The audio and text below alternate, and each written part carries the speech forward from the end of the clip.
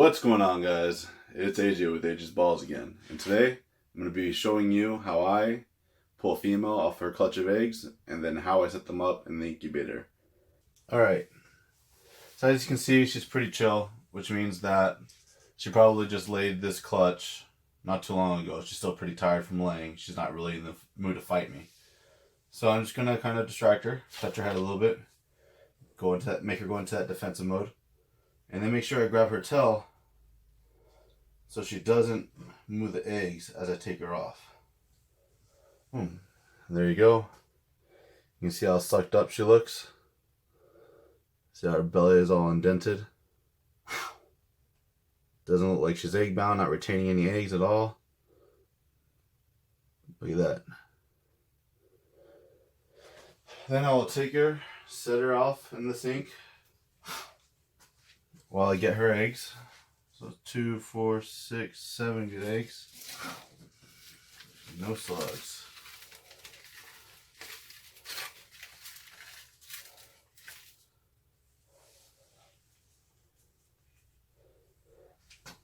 So those are her eggs. You can see some paper stuck to them. I'll do my best to get all the paper I can taken off of it. And the reason why I do that is so that way it doesn't mold up and cause eggs to mold. Right, so here's the tub that I use. It's just a standard Sterilite shoebox container. What I do is I fill the bottom portion of the tub with a little bit of water.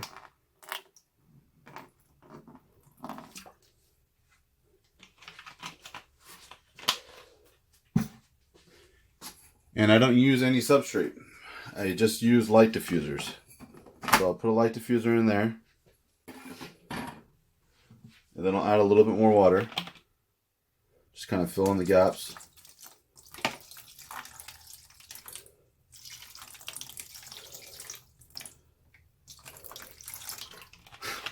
And then I will put another light diffuser on top of that. And that completely eliminates any water touching the eggs, so I don't have to worry about mold.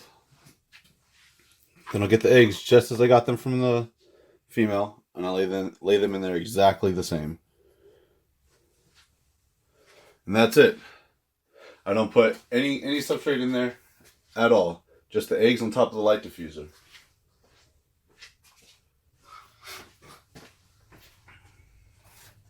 Then I'll get a piece of Glad press and seal, and I cover the top of the box with that. And what this does is traps in the moisture, so that way I don't have to keep refilling the egg box with water. Well, because once I close this up and put this in the incubator, I'm not going to be opening it back up. I don't check the eggs throughout the incubation process. I don't do any of that. I just let it incubate. I don't mess with it. And so far, my hatch rate's been phenomenal. I hardly ever get any problems by doing it this way. And there you go. Now I'll write the information from the clutch right on top, and I put that in my incubator. And 55 to 60 days later, when I see my first pip, I'll cut the eggs. And that's how I set up my eggs in the incubator after I pull them from the female. So I was just going through my racks and found another female that had just laid her eggs. I'd already pulled her off, but she's not being very feisty with me either. See, there she is. I'm going to put her in the sink, give her a good rinse, clean her off, clean her tubs off, get rid of all the egg scent.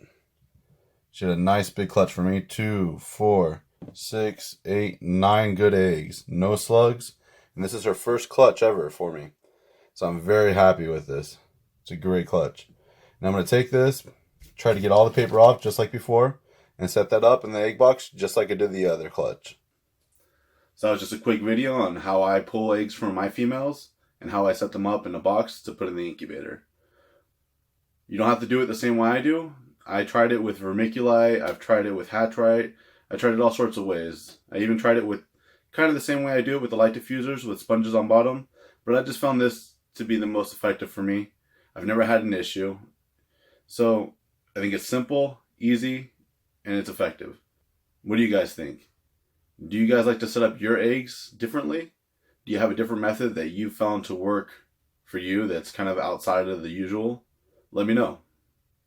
And if you guys like this video, please like, subscribe, and hit that notification bell to get notified whenever I post a new video.